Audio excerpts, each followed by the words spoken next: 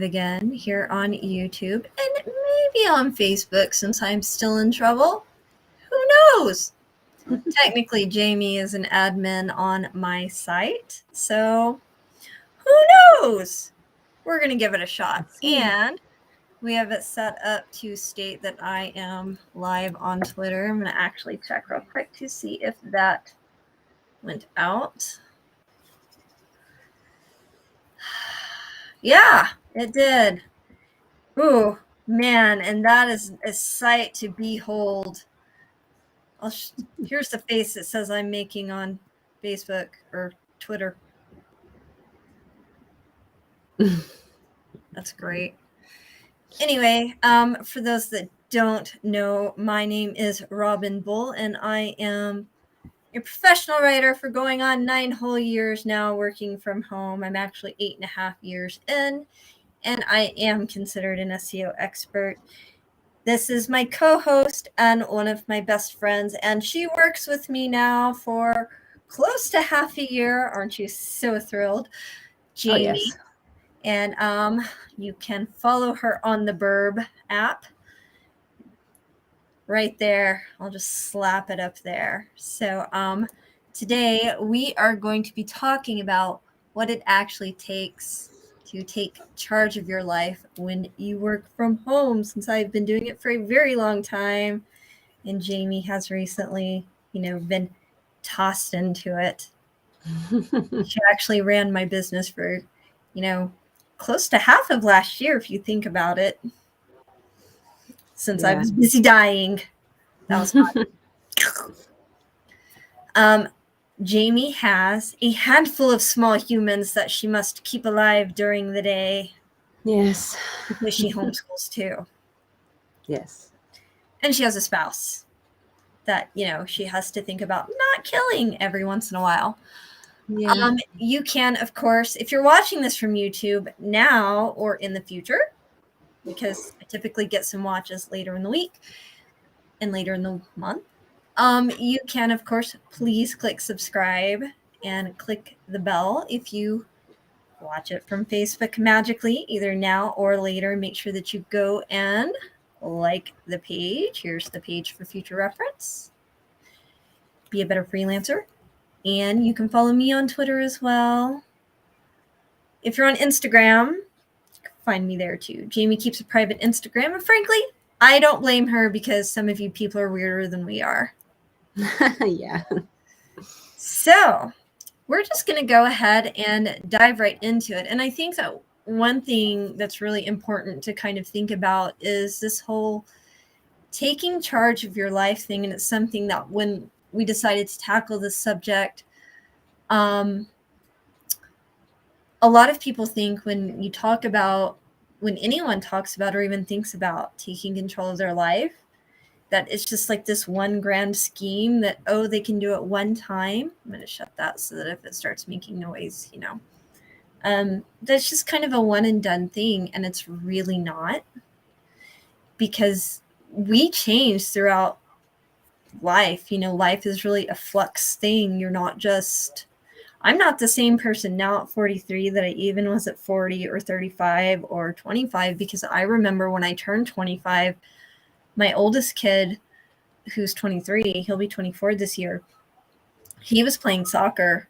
He was in a U6 league, and he was about 4, maybe 5. And I remember specifically I was at one of his games. It might have been a practice, but and Jacob, he was in a stroller because he was at that age where literally he was kind of like your youngest. He turned your back for a half second, gone. And I had to keep him strapped into his stroller. It's just one of those cheap little fabric, little back then $10 Walmart specials, right? And I remember I was just standing there, and it just like clicked. All of a sudden, I am an adult now, responsible for these 2 little tiny ass humans. Holy shit. Yeah. Like, I literally just had this defining moment in life. And I've asked other women since then. I've asked some guys too, although guys just kind of look at me like, 25, no. That actually didn't happen for me until I was like 30. Except when they had kids, like they were like, oh my God, I'm a dad now. Like they had that moment. But I've talked to a lot of women who had that defining moment around 25 where like they just felt this moment in time where they grew up. And I was a good mom before that, but like you just have this moment where,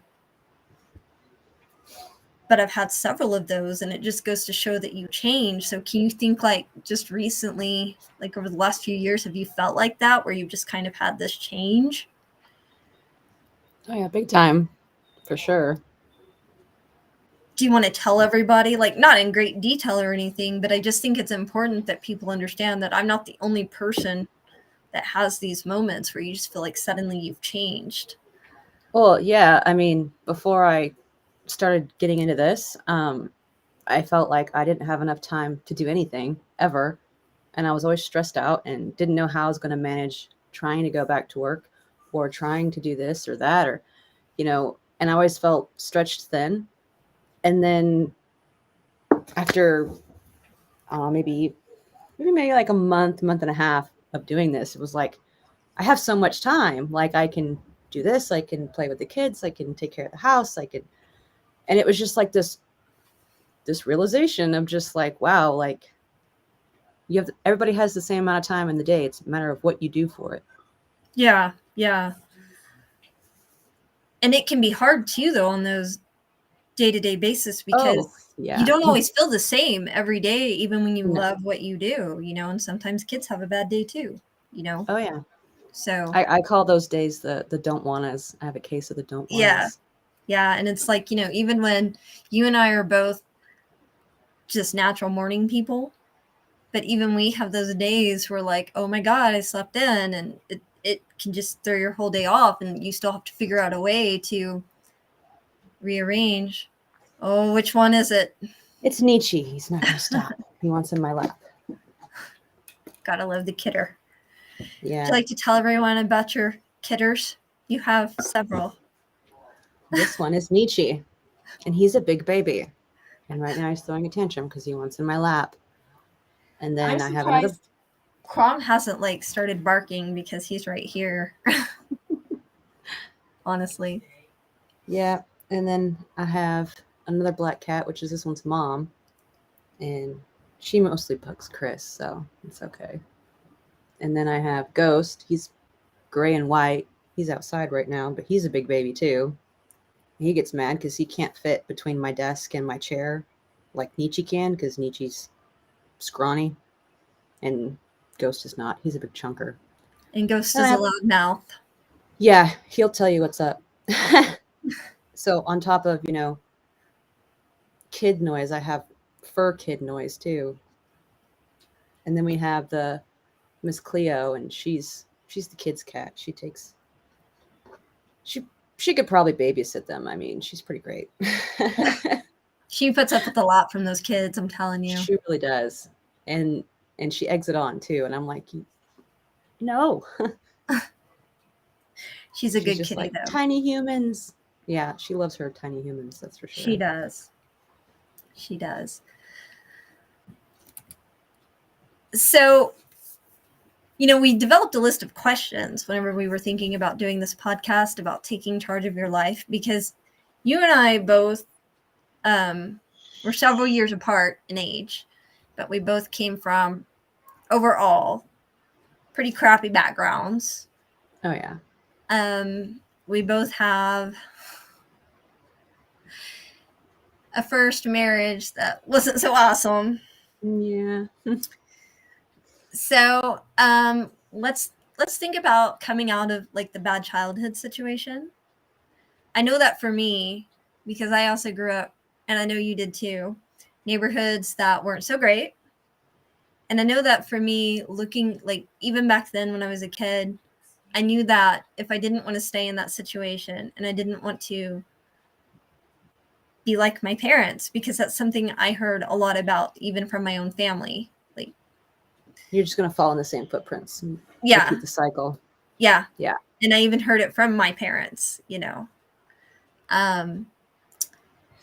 but I knew looking at it, all I really knew when I was little was what not to do.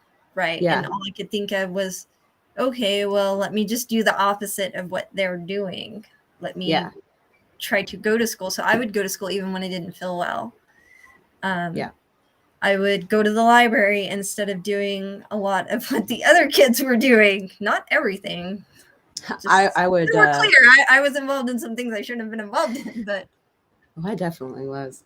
I would take part in the Methodist church where I grew up because they had a bunch of activities, and it was something that I could be like, oh yeah, I'm going to go, to Wednesday service or whatever. And it was an excuse for me to be out of the house. And, yeah. I met a lot of people there that were really cool, but I wasn't really like devout in any specific religion, but it was an out that I could use as an excuse that they would Yes. say no about. Yeah. I stayed out of the house as much as I could too, to Yeah. not get involved there. I really did. I went to my aunt's house a lot, stayed with my grandmother, my great grandmother, as much as humanly possible, because Yeah.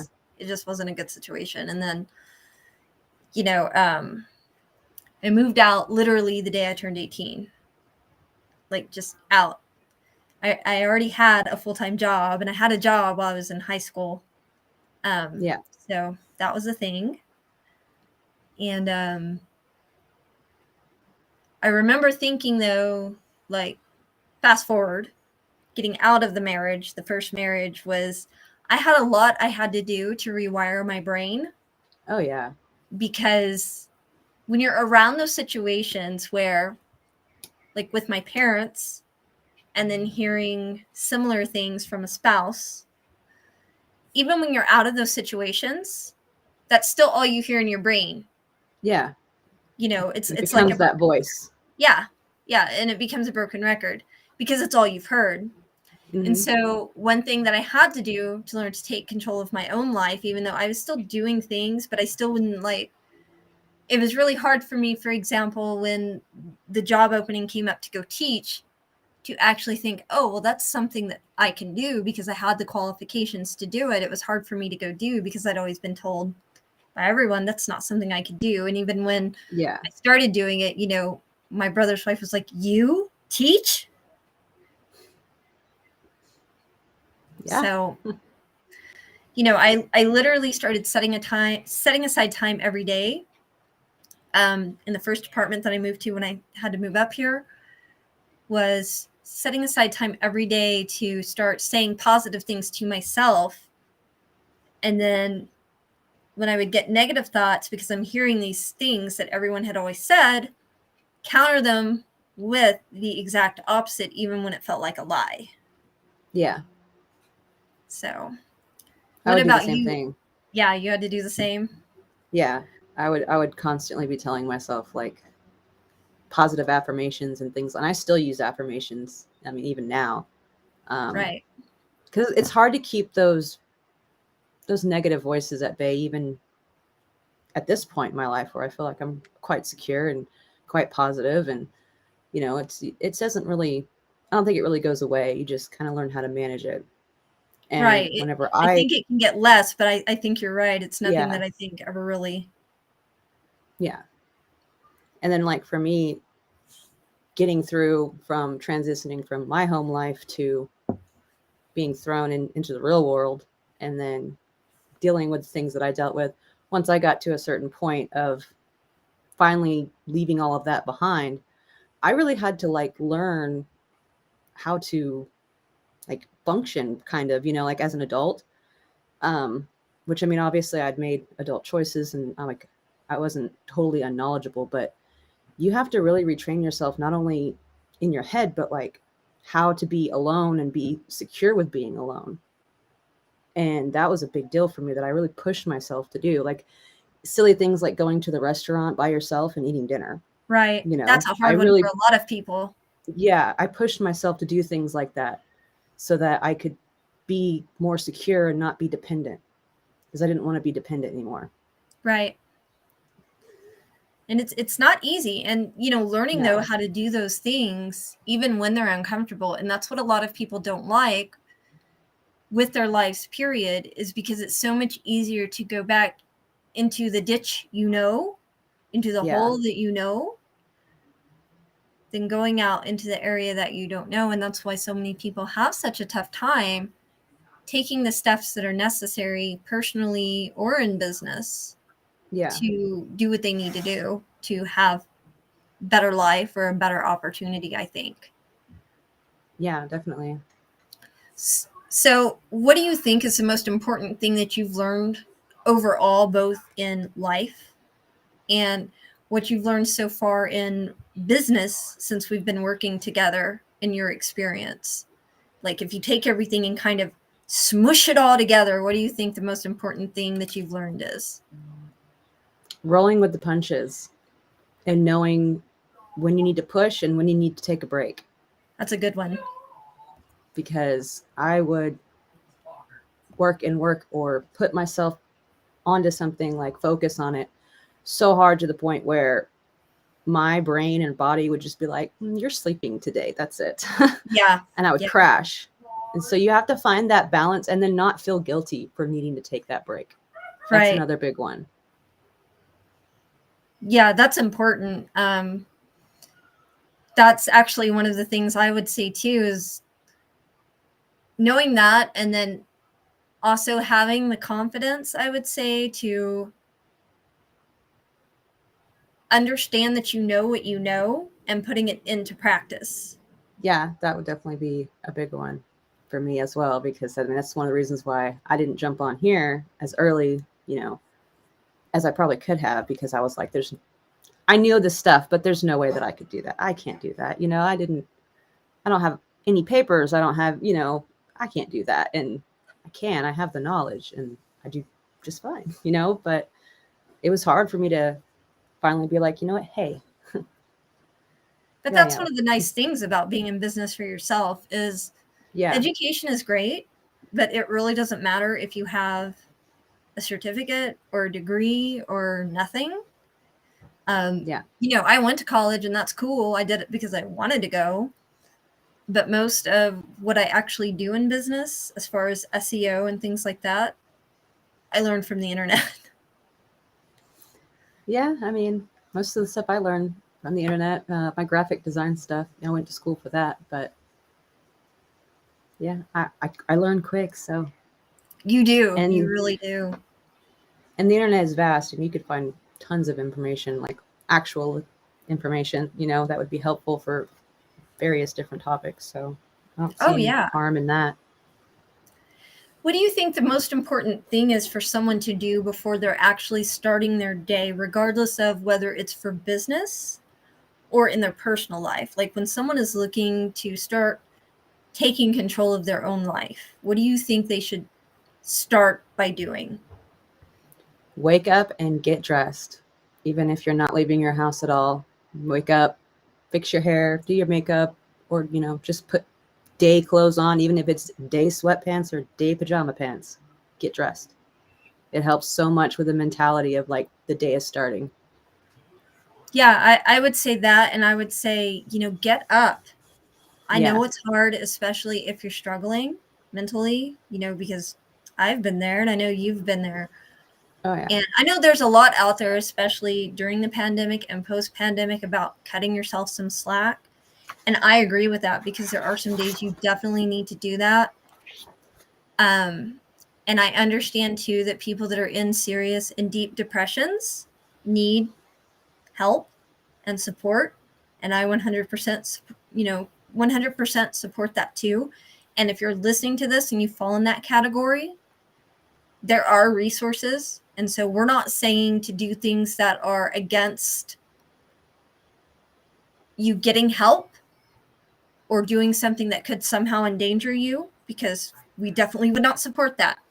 What we are saying is that you do have to, at times, push yourself out of that comfort zone and begin taking those steps. So even if it is sit up in bed, sit up on the side of the bed, do a little bit of something every day that is a little bit further than what you did the day before, to begin taking control of your life and taking charge of your life, and just, begin that process. And I realize that how difficult that sounds and how scary that sounds.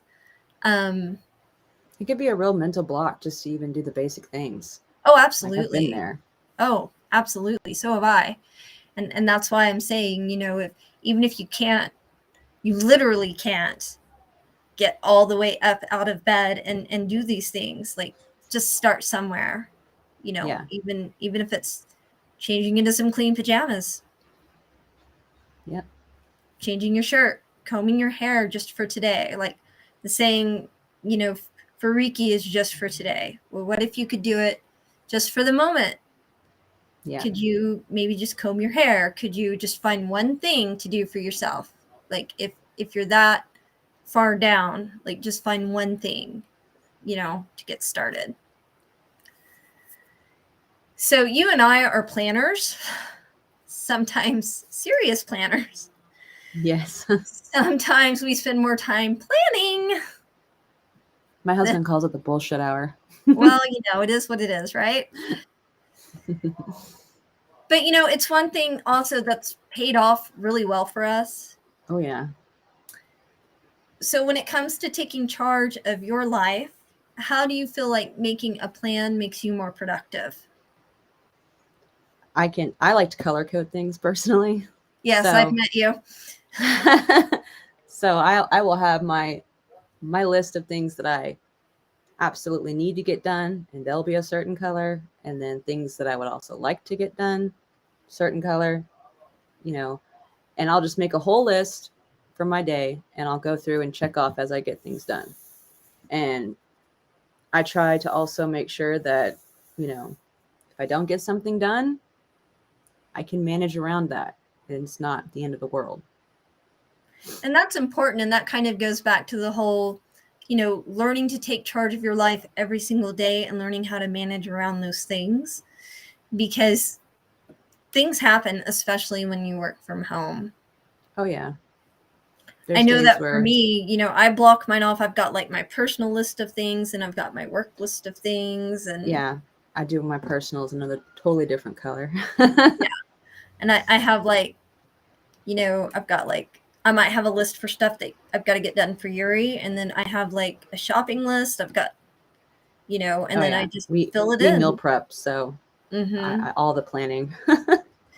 And I always have a list of like 3 must-dos for my, my business stuff. I have like my 3 main goals. And then I have things that I'd love to get done, but if they don't get done today, especially, with chronic migraines worked in with everything else, like I told you yesterday, you know what? I'm going to get this one last thing done, and hopefully I get these other 2 things done that I ended up doing this morning. But it's like, I'm going to try to get these done, but if I do, I do. If I don't, I don't. So, yeah. So what's the best way for you to make sure that you get everything done on a busy day?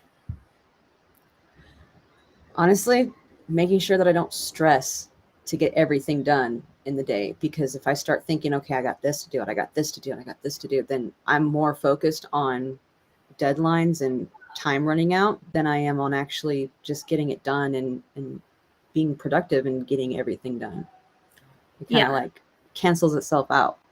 Right. So I think that's an important concept. And I think for a lot of people, especially when it comes to business, I think a lot of people should think about which productivity methods for working with their list and deadlines should, everybody talks right now all about deep work, which I love the concept deep work. That's what I prefer.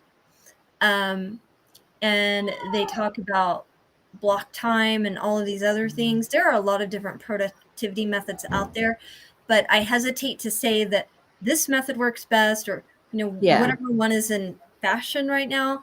I think it's very important that when people are looking to figure out how to best make use of their day, that's something they need to consider, but they need to use the one that's best for them, and to keep in mind that could change. For me, it's usually deep work to where I don't have distractions, and that's usually while Uriel's at school. And to do things like, make sure I can't see my phone, but to also consider when they're most awake, when are they most naturally focused, and to consider working within that time frame as well. And that's when they need to work on their most pressing projects, the things that they really need to do their best to work on. And I think that's a concept that a lot of people miss, because a lot of people get tied down into, the glamorous side of this, and I'm going to wait till later to work on this stuff.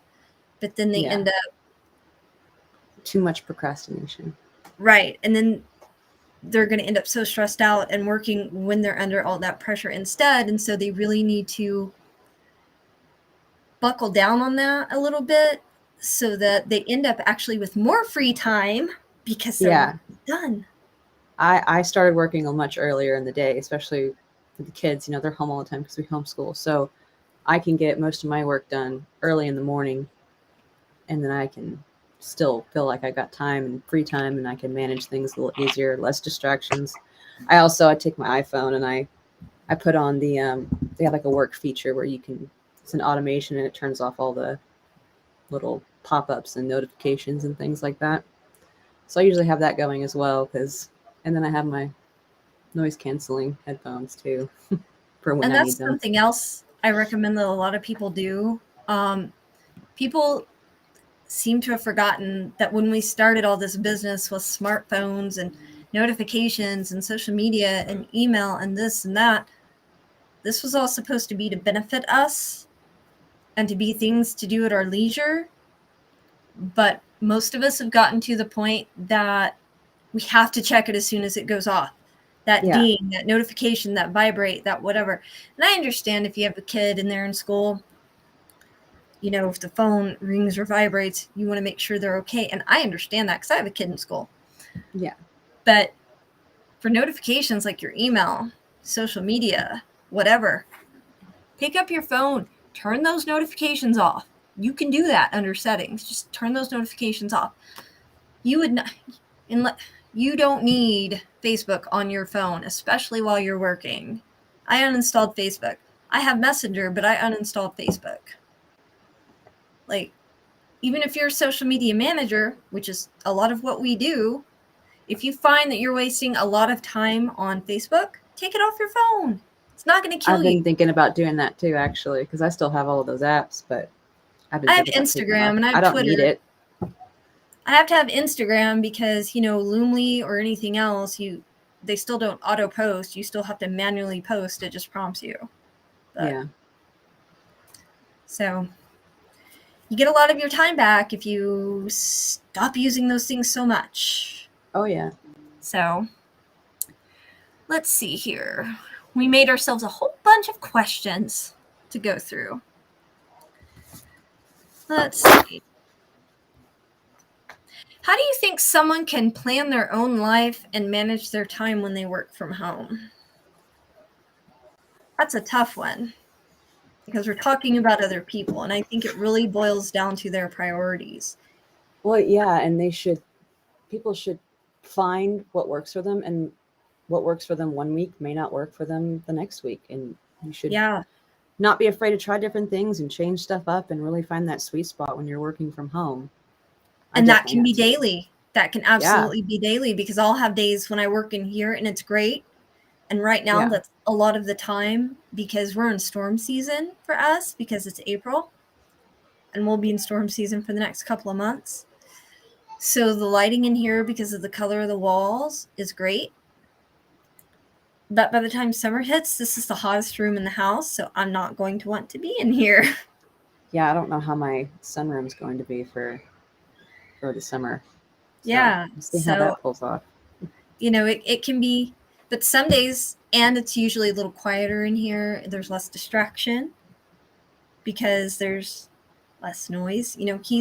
My kid's in the other room watching Disney, although he's complaining about it. I can hear him through the wall because the living room is right on the other side of this wall. I'm considering. So often I hear a screech, so I don't know what they're doing in there. Yay, kids. So yeah, that's kind of the thing, is there's a lot of stop and go when you work from home with kids. Oh yeah. And kind of just figuring it out. Yuri has been home for the most part since the week before spring break, because he had an upper respiratory infection, and then we had spring break, and then he had a stomach bug, and then he was back in for like almost a full week. And now he's been out with another stomach bug. So,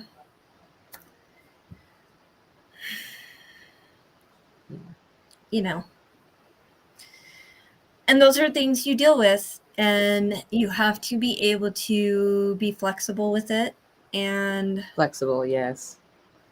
work everything around it. It's like, I had that one meeting with one of our clients today and told her, because Danny wasn't here yet, because he had something he had to go do for the gym. And for those watching and who may be listening to the podcast later, my husband is a general manager of a martial arts gym and teaches for it too. And the gym is getting ready to move. And so he had to go meet the sign people at the new location.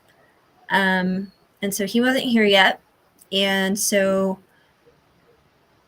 I had to, tell her. Oh, and then Jacob came in the middle of it. So that was super fun. Like, came into the room as he is prone to doing. And I'm like, oh, hey, client Jacob, client. Yeah. He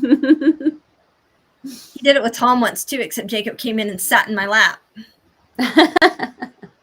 Oh, man. Yeah. So, you have to, yeah. You have to be ready to deal with those things. Roll with the punches. Yeah. That's our baby Jacob. Yeah. Jacob, if you're watching this now or in the future, we love you. So yeah, you have to be able to do that.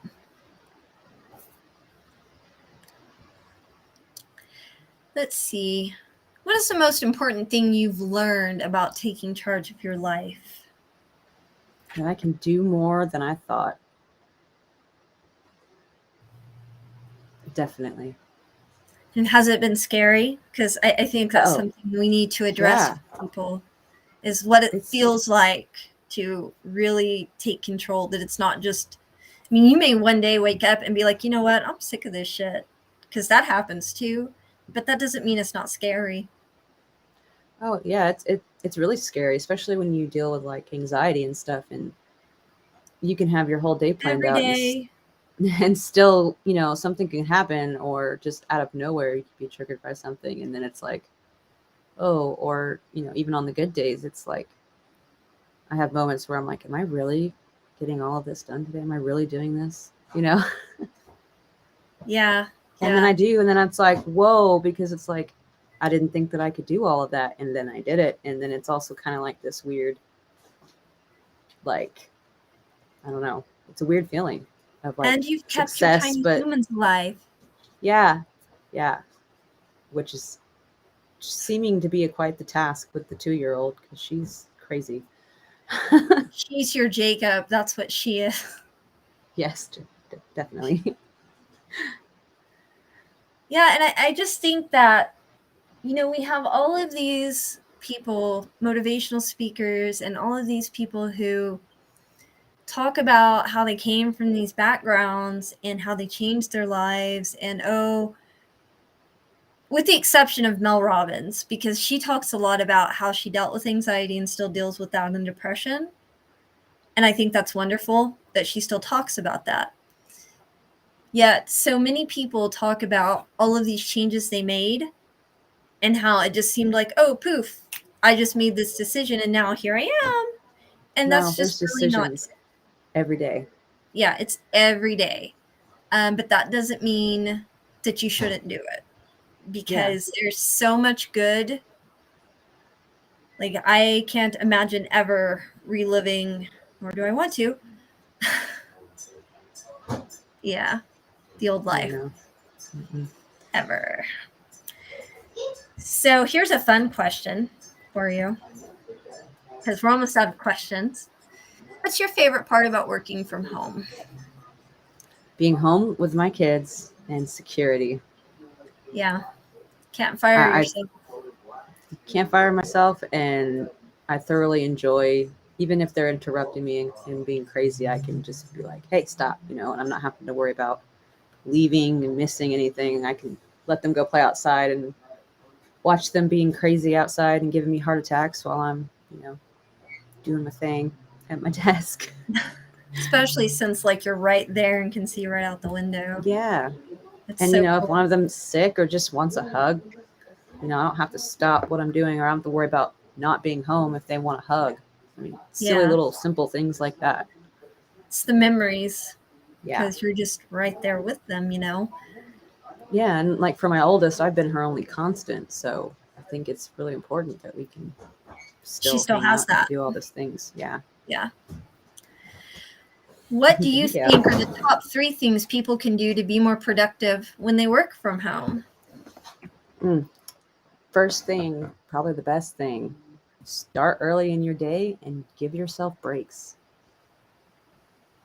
And then the second thing would be control distractions, limit distractions. Just focus on one screen, or one One task, thing? one thing. Yeah. Yeah. And then, one way you can always make sure that you're, productive and motivated is if you're doing something that you love. And if you can choose to work from home and you can choose what you're doing, you should like it. You should enjoy it. You're going to be happier to work and do it, I remember several years ago, like my first video here on YouTube, I was talking about empowering questions, and I watched the video yesterday because I forgot it was even on here. And it talked about, like, if you're getting unmotivated with what you're doing, think about things like the last time you were in the same situation. What are some things that you did the last time you were working on something similar that made you feel motivated when you were doing it, and see if you can recreate that. Yeah. Same with the focus. If you're not feeling focused, think about the last time you were focused and try to recreate that same situation. So, those are some things that you can do. And it's the same, regardless of what you're doing in life. If you're unhappy, what are some things that you can do? Think back, like, and don't give me the I've never been happy crap. Think about contentment even, because contentment, it's an easier state to come by than happiness. What are some things, think about the last time you were there. What are some things, what was going on? And even if you need to stop working for a little bit, do something that makes you happy. Get into a better frame of mind, because if you can get into that better state, when you go back to your work, you'll be more focused, you'll be more motivated, because that's one of the nice things about working from home. You have that control to take that break, like you mentioned, to do something to get into that better state of mind.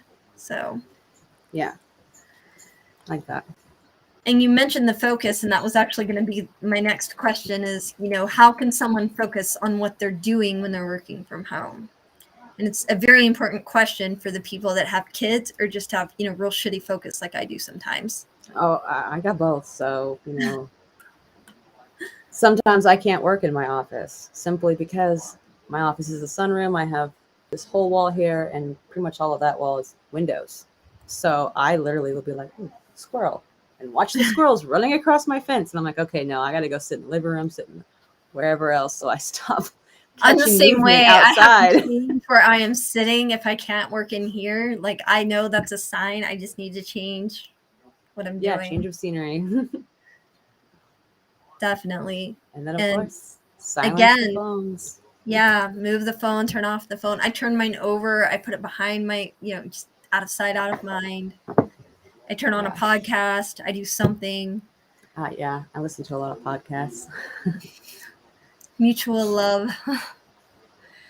So, we have to make a lot of decisions in what we do because, it's what we do. What are some of the questions you have to ask yourself to help you make good decisions? When I'm thinking about things that I need to do and choices that I need to make, I will ask myself if this choice brings me joy, or if this choice, brings me relief, comfort. And I feel like those 3 feelings are really important for me. So if it's like a big choice, it's like, okay, joy, comfort, relief. And that's what I stick to. I ask questions like that, and also, is this ethical? And well, yeah, even in my everyday life, and related to business, I think about things like I put myself kind of in the client's shoes, and I think about as far as writing and things, what's their audience going to think, and do I think they're going to like Yes. it, or should I change it up a little bit? Have I Will this seen be things too similar to positive? this? Will this, yeah. So, just little things, really. Yeah. What do you think about making plans to meet goals? Do you think that helps people take charge of their lives? Or do you I feel like a lot of people shy away from that because they think if they're making like goals, it's almost too lofty for them. We were writing about for some social media stuff for one of our clients, goal setting not long ago. But I feel like a lot of people find that actually to be too daunting of a task. I think it can kind of work both ways too. You can see like, oh, I'm crushing these goals, or oh, I didn't make that goal, and it can kind of affect people differently. In some way, it can be like something to look forward to, and other people may see it more like it's another stress, another thing to worry about doing. So I think I it think kind a of lot depends of on the people person. don't realize that just because you don't meet one as soon as you think you do doesn't necessarily mean that you failed. Yeah. It could just mean that maybe you need to reassess your timeline or what it's going to take for you to get there, Yeah. So, any final thoughts or anything we didn't cover about taking charge of your life when you work from home? Because I think one of the most important things that we definitely covered is making sure people have that flexibility when they're working from home, because it's definitely a day-to-day thing. Like everything I've done today, it's going to be different tomorrow. Yeah. I think people need to be fearless and take the chance. Try it out. If it doesn't work, cool, try something else. If it Yeah, it's not works, the end then of the there you world. go. Yeah. And just because it doesn't work the first time doesn't necessarily mean it won't work. It could also mean that Yeah. maybe you just need to reassess. Yeah. Because we've had those situations too. Yeah. So it's not the end of the world. Just think it through if you really think it's something that could work. Because I see that a lot too with people that are new in business or new in freelancing. If they're new on Upwork, I see a lot of the complaints on Twitter that, they've been on Upwork all of a week or 2 weeks or a month, and they're shocked that they don't have 20 million clients or whatever. And, well, that's Yeah. not how it works. Are you putting yourself out there? Are you doing this right? So anyway, Yeah. that's about it for taking charge of your life. When you work from home, it's certainly a daily practice, maybe even make a list. I know that's what I spend time doing every single morning, is sort of taking an assessment of what I need to get done and doing my very best despite OCD and generalized anxiety disorder and complex PTSD. Those are fun to work around. I have mine too that I get to deal with. Yeah. Work around. Yeah, we just Sometimes they're helpful, sometimes they're not. right. Yeah, we try to. I think actually that's probably something we should touch on too, real quick, with taking charge of your life. If you do have these various, I don't really care how you look at them, disorders or diagnoses or however you want to look at it,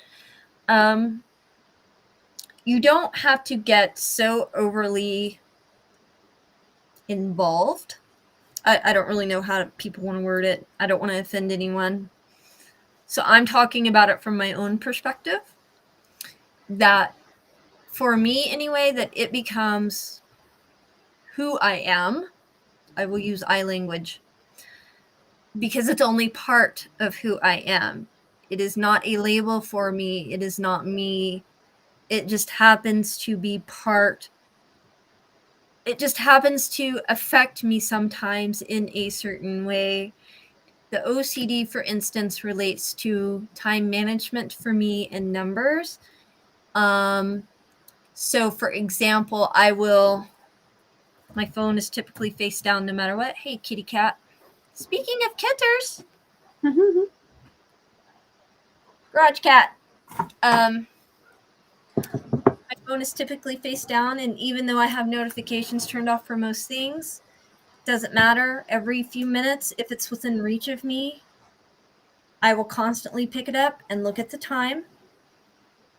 Even though, obviously, I'm right here on the laptop working, and I know what time it is. I'm always looking at my watch. Yeah. I was like checking the temperature and the time.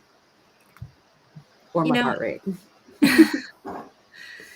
So for that, it is what it is. And for numbers, I do a lot of things with analytics.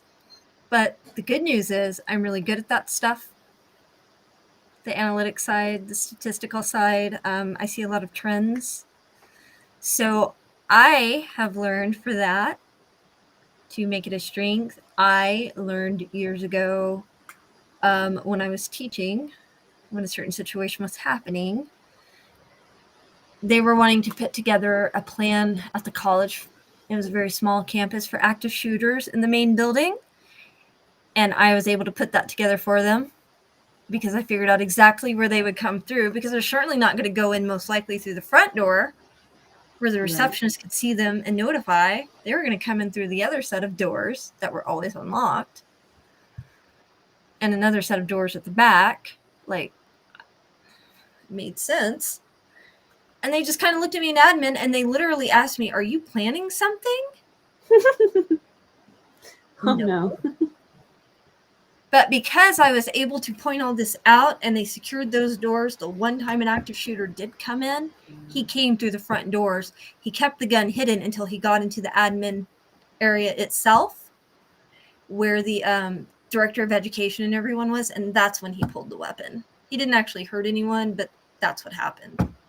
That's crazy. But he couldn't actually get into where he was wanting to go. That's the good news. He was eventually arrested, but that's good. So that's kind of, you can learn to take some of the traits that are associated with what you have going on. Sometimes, a lot of the times, depends on, I guess, what you have going on, and work with them.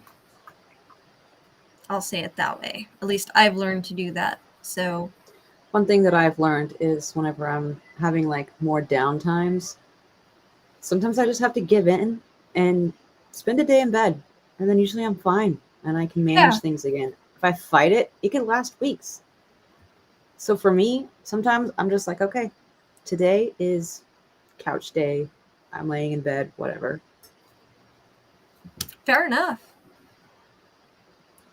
And it's important to know those things about yourself. It's important to understand who we are as individuals, because if we don't, it makes improving how we live so much more difficult, Oh, yeah. So, but yeah, I think that's really good to know about ourselves. Because definitely learn to learn yourself. Yeah, because whoever would have thought, knowing what we've gone through, whoever thought that this, the whole thing, it's kind of amazing when you think about it, everything that's happened. So yeah, definitely. So I'm sure we've made some people mad.